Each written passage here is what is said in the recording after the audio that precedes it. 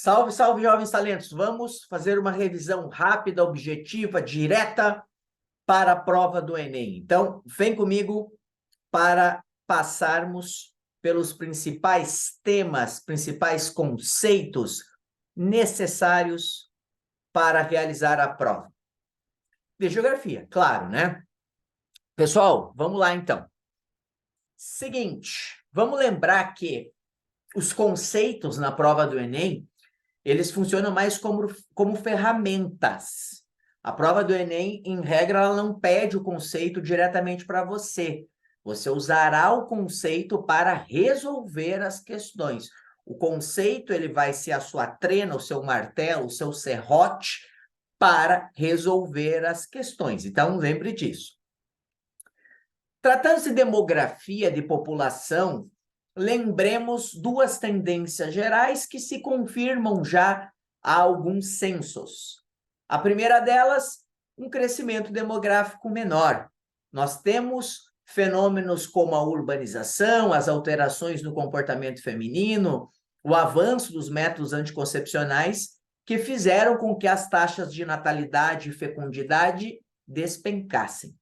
Isso resulta em um crescimento vegetativo inferior ao de décadas anteriores. Então, lembre, existe um crescimento demográfico menor. E lembre, crescimento vegetativo é a diferença entre a taxa de natalidade e de mortalidade. Outro elemento ou outra tendência é a questão do envelhecimento populacional. Nós temos um número crescente de idosos, isso se deve a uma maior expectativa de vida e as situações que nós citamos anteriormente nas reduções de natalidade e fecundidade. Recorde-se, o Brasil vive a fase final, já é verdade, do bônus demográfico, também conhecido como janela demográfica, que é quando a população economicamente ativa é maior do que a inativa. PA é o número de pessoas que trabalham ou procuram emprego. E os inativos é uma categoria que a gente dá por exclusão, ou seja, se você não trabalha e nem procura emprego, você entra na PEI. Então, o Brasil tem mais PA do que PEI, essa situação eu chamo de bônus demográfico ou janela demográfica. Também precisamos lembrar a transição demográfica, a teoria da transição demográfica e as suas 4 fases. A fase 1, a do equilíbrio primitivo. A 2, a da explosão demográfica. Essa fase 2, o Brasil viveu entre os anos 50 e 70. A fase 3, a da desaceleração. E a fase 4, a da estabilização. Repare que a transição ou a passagem de uma fase à outra depende do crescimento vegetativo, que é dado pela natalidade menos a mortalidade. Vamos olhar um outro item agora. Categorias geográficas. Lembra o que é território? Território é o espaço geográfico vinculado a relações de poder. Do conceito de território é que deriva o termo territorialização e desterritorialização, que respectivamente envolvem a conquista e a perda desse território em processos vinculados a relações de poder. Fronteira é um termo numa definição mais clássica que diz que é um espaço geográfico entre 2 ou mais países. Paisagem é o espaço geográfico percebido pelos sentidos. A paisagem pode ser natural ou pode ser cultural, isto é, construída pelo homem. A região é um espaço geográfico que apresenta características similares e o lugar é o espaço geográfico que tem importância pessoal, subjetiva, categorias geográficas importante para nós no Enem. Outro tema relevante é o tema de globalização. Lembremos que a globalização é um fenômeno antigo que iniciou com as grandes navegações, com o capitalismo comercial. Pelo menos é o que muitos pesquisadores apontam, né? E as provas têm ido em direção a essa definição. Fases de expansão da globalização, de aceleração da globalização que nós já vimos e precisam ser citadas, é o momento da terceira revolução industrial ou revolução tecnocientífica informacional, com a internet, com os computadores pessoais, com a microeletrônica, com o sistema de produção flexível crescendo, e o fim da Guerra Fria, né? A fragmentação da União Soviética a partir de 91, um processo que começa a ser gerado antes, né, com a crise econômica, com a perestroika, com a glasnost, com a ascensão dos nacionalismos nas então repúblicas soviéticas. Essa fase é uma fase, o imediato pós-Guerra Fria, de avanço do neoliberalismo, aquela ideia da mínima intervenção do Estado na economia, que ganhou força a partir do consenso de Washington em 89, e com os governos Thatcher e Reagan. Do Brasil, o Fernando Collor e o Fernando Henrique são associados, né, a esse conjunto de ideias. E aí, outros componentes para a gente citar sobre a globalização. A maior interdependência entre os países, né? Essa seletividade dos mecanismos segregadores que nós vimos em uma questão que relacionava fronteira e globalização. As organizações internacionais e empresas transnacionais ganham relevância, o aumento da desigualdade socioeconômica, a diminuição da diversidade cultural, todos pontos relativos ao processo de globalização que convém lembrarmos. Daí, passamos para a cartografia. Cartografia, a prova traz conceitos diversificados, né? Por exemplo, o que é uma anamorfose? Nós já tivemos provas pedindo isso de você, para você analisar uma anamorfose, que é nada mais do que uma técnica cartográfica para representar a superfície terrestre proporcional a outra informação. A gente também precisa relembrar o conceito de curva de nível, né? Que serve para traçar um perfil topográfico de uma região. As curvas de nível têm uma característica, né? Essa representação, que quanto mais próximas às linhas, maior é a altimetria. Curvas de nível que nós também chamamos de isoípsas. Outro componente, os tipos de projeções cartográficas, né? Cilíndricas, cônica ou azimutal ou polar, né?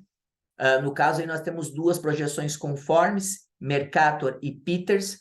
Mercator é uma projeção, duas projeções cilíndricas, né? Perdão. Mercator é uma projeção conforme e eurocêntrica. Peters é uma projeção equivalente e terceiro-mundista. Lembra que conforme é aquela projeção que valoriza a forma, e Mercator é conforme. E Peters é equivalente, ou seja, valoriza a proporção, o tamanho. Nós também precisamos realçar, e vamos usar a projeção de Mercator para isso, que a cartografia pode ter um componente político-ideológico, tá? Ou seja, a elaboração dos mapas, ela acompanha, muitas vezes, os valores e os interesses de cada época, tá? E isso tem a ver com esse componente político-ideológico da cartografia, porque ela também traz a representação, o imaginário dos autores desses mapas sobre a Terra e sobre os fenômenos que acontecem no espaço geográfico, tá? E o Enem já explorou isso em algumas questões. Outro ponto a se destacar é o setor primário, tá? O setor primário e, mais especificamente, alguns problemas ambientais vinculados a ele. Por exemplo, desertificação, né? Esse fenômeno que está associado à diminuição da umidade dos solos e à consequente perda da capacidade produtiva. A desertificação é um fenômeno causado pela ação antrópica, tá? E no Brasil, ela atinge sobretudo a região da Caatinga, no semiárido. Outro ponto digno de nota para nós é a lixiviação. A lixiviação, que é um processo pelo qual o solo perde os seus nutrientes hidrossolúveis, né? Ele está associado, esse processo de lixiviação, à erosão, erosão laminar, erosão pluvial, provocada pelas águas das chuvas, muitas vezes, e ao desmatamento. Regiões com climas úmidos tendem a ter solos bastante lixiviados. E a laterização, né? Que é a formação da canga, é a formação da carapaça ferruginosa ou do laterito no solo, né? Quando esse solo ele tem minerais não hidrossolúveis, ele pode ter a formação da laterização, considerando que há também um processo de desmatamento nele. Então, bastante atenção nesse termo laterização, porque ele aparece muitas vezes direta e outras indiretamente nas questões. Aliás, antes de ir para o setor secundário, lembre que existe o fenômeno da salinização. A salinização pode dar causa à desertificação, tá? A salinização pode ser natural, provocada pela liberação de sais da rocha matriz, ou ela pode ser causada pelo homem. A salinização pode ter uma ação antrópica vinculada a projetos de irrigação, tá? Então, lembre que a salinização ela também pode dar causa ao processo de desertificação. E, ó, desertificação e arenização são coisas diferentes, tá? A arenização é um fenômeno que acontece aqui no Rio Grande do Sul, por exemplo, em áreas de climas em que tem um índice pluviométrico razoável, significativo, como é o nosso subtropical, mesotérmico, e a desertificação está mais associada, na definição mais atual, a climas semiáridos. E o setor secundário, gurizada, a indústria. Bueno, sobre indústria, vamos lembrar que o nosso modelo de industrialização, ao longo do século XX, foi um modelo de substituição de importações. O governo Venceslau Braz, durante a Primeira Guerra Mundial, desenvolvimento da indústria de bens de consumo não duráveis. Aí veio o governo Vargas, o primeiro governo Vargas entre 30 e 45, com uma política industrial mais protecionista, mais nacionalista, com empresas públicas, desenvolvendo a indústria de base, que é aquela que produz matérias-primas para outras indústrias. Depois veio o governo Juscelino Kubitschek, maior participação do capital estrangeiro, governo Juscelino Kubitschek dos 50 anos em 5, e da indústria de bens de consumo duráveis, o principal símbolo são os automóveis. E depois, a ditadura militar com o milagre econômico, que vai fazendo meio que uma fusão do modelo getulista com o modelo do Juscelino, né? Porque cria empresa pública, mas ao mesmo tempo tem investimento estrangeiro, desenvolve a indústria de bens de consumo duráveis, como foi no governo JK. Então, são highlights da indústria brasileira, do Venceslau ao milagre econômico ali, que vai mais ou menos até o contexto do choque do petróleo em 73, tá? E toda essa linha tem um ponto comum, que é o modelo de industrialização nosso de substituição de importações. Como a Argentina, como o México, África do Sul, Índia, né? Os tigres asiáticos seguem outro modelo, plataformas de exportações, e os países que viveram a Revolução Industrial têm uma industrialização clássica. Fenômenos importantes a serem realçados. O Brasil vive, e não é de hoje, um processo de descentralização, desconcentração da indústria, causado por novas tecnologias em comunicações e transportes, guerras fiscais, incentivos do governo federal via Sudene, via Sudã, custos de produção menores em áreas que não são de grandes metrópoles com grande participação industrial. Então, o Brasil vive um processo de descentralização, desconcentração da indústria. E o Brasil também vive um processo de desindustrialização, que é a redução da participação da indústria no PIB, tá bom? Aqui ainda sobre indústria, é legal lembrar com você a questão do sistema de produção flexível, tá? Que faz o contraponto ao Fordismo. Sistema de produção flexível, just in time, produção conforme a procura do mercado, né? Just in time, para evitar a defasagem tecnológica, para evitar a imobilização de capitais. Além do just in time, flexibilização da produção, automação, polivalência e terceirização da mão de obra, são todos elementos que caracterizam um sistema de produção flexível. Vamos dar uma olhadinha para essa parte de clima também, né? Primeiro, nós precisamos lembrar que tem os fatores do clima e tem os elementos do clima. Os fatores do clima, eles são mais estruturais, né? Eu costumo brincar com vocês nas aulas que eles são a nossa personalidade. A altitude, o gradiente vertical de temperatura, quanto mais alto, mais frio. A latitude, né, que define as zonas térmicas da Terra, intertropical, temperadas, polares. As massas de ar, que podem ser quentes, frias, úmidas ou secas. Continentalidade, maior amplitude térmica. Maritimidade, menor amplitude térmica. Correntes marítimas podem ser frias, ajuda na formação de climas secos, ou quentes, formação de climas úmidos. E ainda a gente poderia citar o relevo e a vegetação como outros fatores do clima. Aí, gurizada, tem uma tabela das massas de ar no Brasil, tá?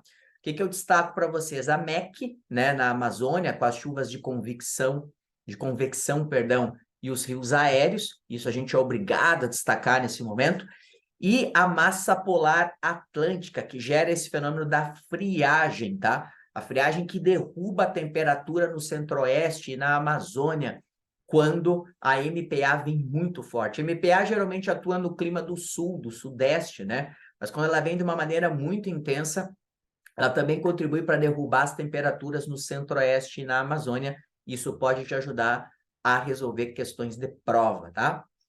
Ainda nessa seara, nós temos aí o clima equatorial úmido da Amazônia, né, que é o que tem o maior índice de chuvas no Brasil, muito influenciado pela MEC, óbvio, e o clima semiárido, que tem as chuvas concentradas no verão, é um clima típico do sertão nordestino.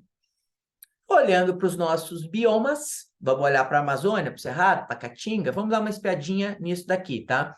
Falando na Amazônia, tá? A Amazônia é uma floresta equatorial que tem as seguintes características: latifoliada, perennifolia, lembra? Latifoliada, perennifolia, higrófita, densa e heterogênea. A Amazônia que pode se dividir em mata de terra firme, várzea e igapó. Mata de terra firme, várzea, às vezes alaga, às vezes não, e igapó é aquela vegetação que se desenvolve como a Vitória Régia, né? Com grande quantidade de umidade, na água mesmo. O Cerrado e a Mata Atlântica são os nossos hotspots, lembra disso? O Cerrado com plantas tropófitas, o Cerrado do clima, em regra, tropical, inverno seco, influência da MTC, verão chuvoso, influência da MEC. O outro hotspot nosso, a Mata Atlântica, né? Tem uma floresta tropical que tem características similares à Amazônia, mas não com as mesmas espécies, né? É latifoliada, é perennifolia, é higrófita, né? Não são as mesmas espécies, óbvio, não é a mesma geografia, mas tem características similares. E a Caatinga a Caatinga com esse problema da desertificação que a gente precisa realçar. E a urbanização, galerinha? Urbanização geralmente associada a problemas socioambientais, né? Como é o caso da gentrificação, a superespeculação ou a supervalorização dos imóveis causada pela especulação imobiliária, que ajuda a aumentar a segregação socioespacial, as ilhas de calor, temperaturas mais altas nas áreas centrais, porque elas têm menos albedo, menos capacidade de reflexão, né? E menos vegetação, com isso diminui a transpiração e tem menos umidade, temperatura maior. A inversão térmica, né? Olha aqui uma situação normal na troposfera, primeira camada da atmosfera, e olha o caso da inversão térmica. Olha como o ar frio fica embaixo, e aí nós temos a suspensão dos movimentos de convecção. Lembra disso? Pode gerar smog, né? Que traz uma série de problemas respiratórios para as pessoas. E a parte do relevo, galerinha, bacana, hein? A parte do relevo.